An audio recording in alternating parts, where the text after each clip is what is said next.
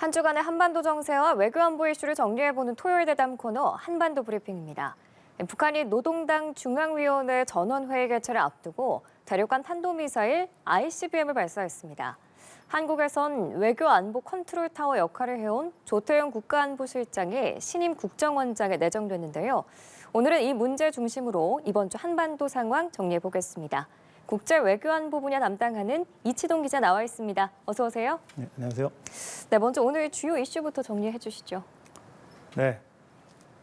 겁먹은 개가 더 요란하게 짖는다.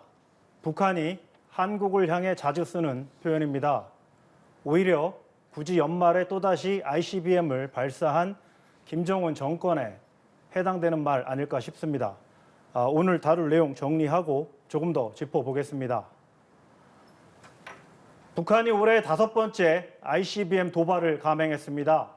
한미 군사적 위협에 대한 대응이라고 주장했지만 내부 결속과 체제 단속이 주 목적인 거로 보입니다. 신원식 국방부 장관은 북한 지도부 참수 작전 훈련도 선택지에 있다고 밝혔습니다.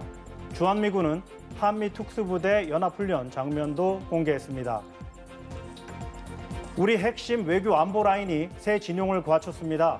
특히 조태용 국가안보실장이 내웅으로 휘청거린 국정원 정성화 임무를 맡아 자리를 옮깁니다.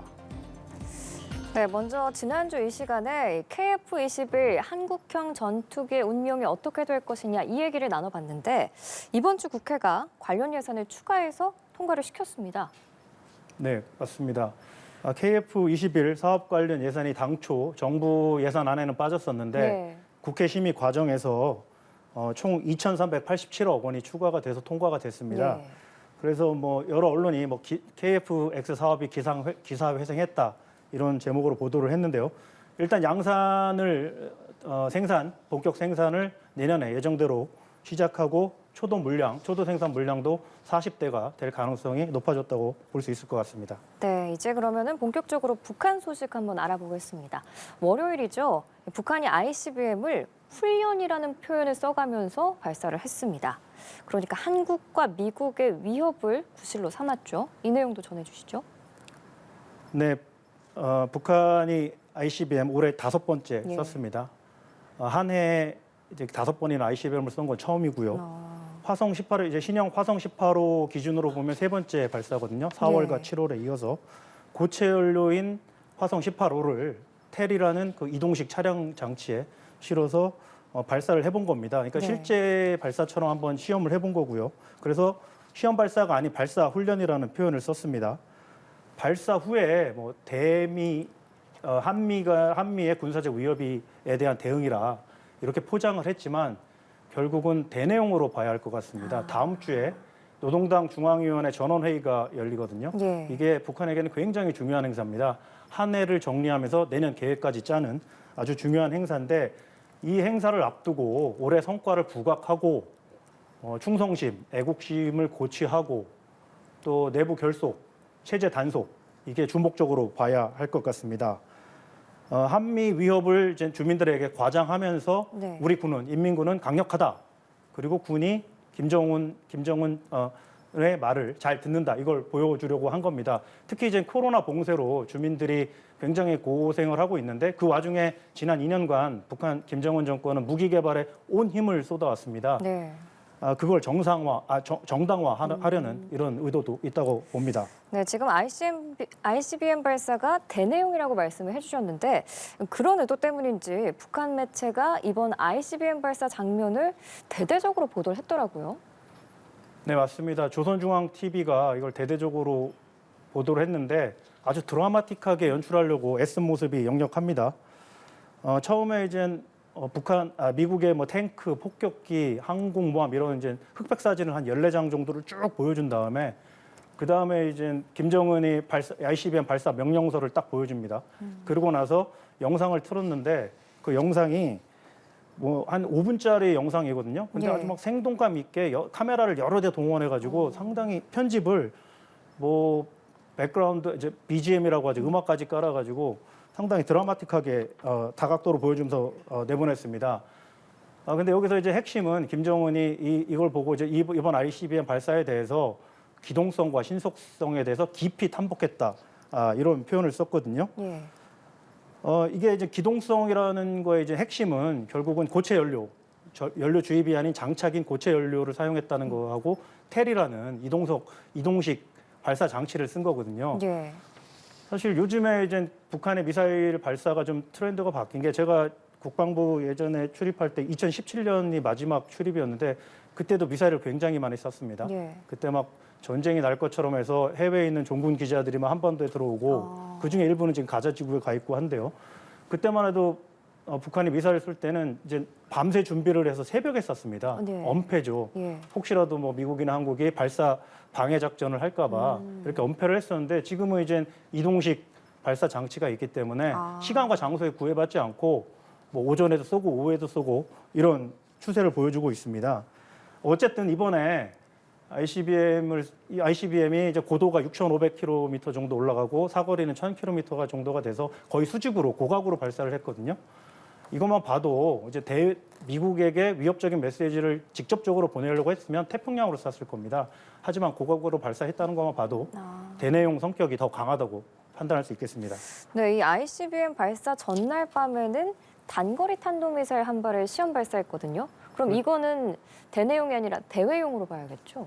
그렇죠. ICBM 발사한 10시간 전에는 SRBM이라고 예. 단거리 탄도미사일을 동해로 쐈는데 그거는 대내용보다는 대외용으로 판단하는 게 맞을 것 같습니다. 왜냐하면 사거리가 한 570km, 비행거리가 570km 정도 됐는데 그 당시에 미주리함이라고 미국의 핵 추진 잠수함이 부산항에 입항했었거든요. 근데 평양에서 쐈는 게 570km를 날아서 동해에 꽂혔는데 평양에서 부산까지 거리가 500km 정도, 500에서 600km 정도가 됩니다. 직선 거리가. 네. 이걸로 봐서는 이 핵 추진 잠수함이 들어온 거에 대한 경고, 시위성으로 봐야 할 것 같습니다. 사실 북한이 성가시게 생각하는 한미 간의 움직임 세 가지가 있습니다. 한미 간 이제 3종 세트라고 보는데요. 첫 번째는 연합훈련입니다. 네. 이건 이제 침략을 위한 리허설이라고 보고 있고요, 주장하고 있고요. 근데 최근에 이제 내년부터는 연합훈련에 핵 운용까지 같이 한 그런 시나리오까지 넣는다고 하니까 더 성가셔졌죠. 두 번째는 이제 전략 자산들이 한반도에 자꾸 오는 거거든요. 이것도 굉장히 불편해하고 이제 핵 추진 잠수함이 그거에 포함되는 거고요. 또 하나는 이제 김정은 최고 존엄의 안위, 신변 위협, 안위에 대한 거거든요. 참수 작전 이런 가능성에 대한 위협 이런 세 가지를 상당히 성가시게 골칫거리로 생각하고 있습니다. 네, 이번 ICBM 발사 이후에 김정은 위원장이 이 미사일 총국 부대원들을 초청해서 격려를 했습니다. 근데 이 자리에서 적 도발 시 즉각 핵무기를 쓰겠다고 했는데 이 발언 수위가 점점 더 세지는 것 같아요. 네, 미사일 총국 제2불군기 중대원들을 이제 다음 주 전원회의 회의가 열리는 그 노동당 중앙위 청사에 불러서 초청을 해서 기념 촬영도 하고 했거든요. 김주혜도 거기 있었고요. 예, 한 맞습니다. 세 보니까 중대원들 한 80명 정도 되거든요. 그러면서 이제 메시지를 좀 강하게 냈는데 적이 핵으로 도발하면 주저없이 핵 공격을 불사하겠다. 공격적인 대응 방식과 우리의 핵 전략과 핵 교리의 진화에 대한 명백한 설명이었다. 이번 ICBM 발사가. 그러면서 선제적으로 공격할 수 있는 실제적인 능력을 강조했습니다. 이게 그동안 뭐 올 1월 1일부터 해서 이제 핵에 대해서 김정은의 발언을 쭉 보면은 처음에는 뭐 방어용이다. 예. 그리고 뭐 핵 공격이 있을 경우에 핵 반격을 위한 거다. 이른바 세컨드 스트라이크를 위한 거다. 이렇게 얘기를 했었는데 점차 발언 수위가 달라집니다. 네. 이제는 선제적으로도 쓸 수 있다. 퍼스트 스트라이크를 위해서도 쓸 수 있다. 이런 식으로 위협 수위를 높이면서 핵 위협을 노골적으로 드러내고 있거든요. 결국 미국과 대등한 위치에서 핵 군축 협상을 하기 위해서 협상 카드, 바게이닝 칩을 모으고 있는 과정 이렇게 해석할 수 있을 것 같습니다.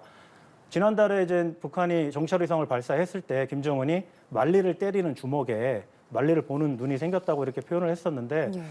제가 볼 때는 뭐 요즘 보면은 이 주먹에 뭐 이런 표현은 좀 그렇지만 조폭들이 막 가죽 장갑을 끼고 있는데 이 주먹에 가죽 장갑 차원을 넘어서 너클을 끼고 벽을 두드리면서 소리를 내면서 달그락거리면서 위협을 하는 이런 아주 폭주하는 상황으로 저는 보고 있거든요. 특히 요즘에 뭐 중국과 러시아가 북한 편을 들면서 안보리 제재 안보리에서 움직임도 없고 무효화돼서 이렇게 견제 없이 질주하는 모습을 보이고 있습니다. 이렇게 말씀해 주신 것처럼 북한의 핵 위협이 점점 거세지자 그러니까 지도부를 직접 제거하는 거, 그러니까 참수작전 가능성에 대한 얘기도 나오고 있는데 이건 어떻게 봐야 할까요? 근데 그 ICBM을 발사한 당일에 신원식 국방장관이 TV 프로그램에 출연해서 이제 진행자가 물어본 겁니다. 예. 김정은이 가장 두려워하는 게 참수작전 훈련이나 전략자산의 미국 전략자산의 한반도 전개 확대인데 이런 걸 고려하고 있냐 이렇게 물어보니까 예. 신원식 장관이 참수작전 훈련에 대해서는 공개적으로 말하기는 어렵다.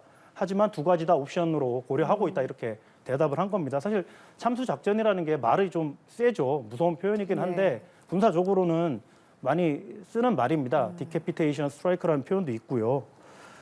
그리고 나서 이제 ICBM 발사한 당일에 이제 그 다음에 주한미군에서 한미 특수부대가 연합훈련을 하는 장면도 영상을 공개했습니다. 네. 사실 주한미군의 특수전 사령부가 있어서 이런 훈련은 종종 하는데 이번에는 시점이 이렇다 보니까 이 화면을 공개한 겁니다. 아무튼 김정은 정권은 이런 참수작전 가능성 이런 거를 굉장히 말 자체가 불편해하는 게 사실이긴 한데 미국은 필요하면 이런 참수작전을 실제로 실행해 왔습니다. 네.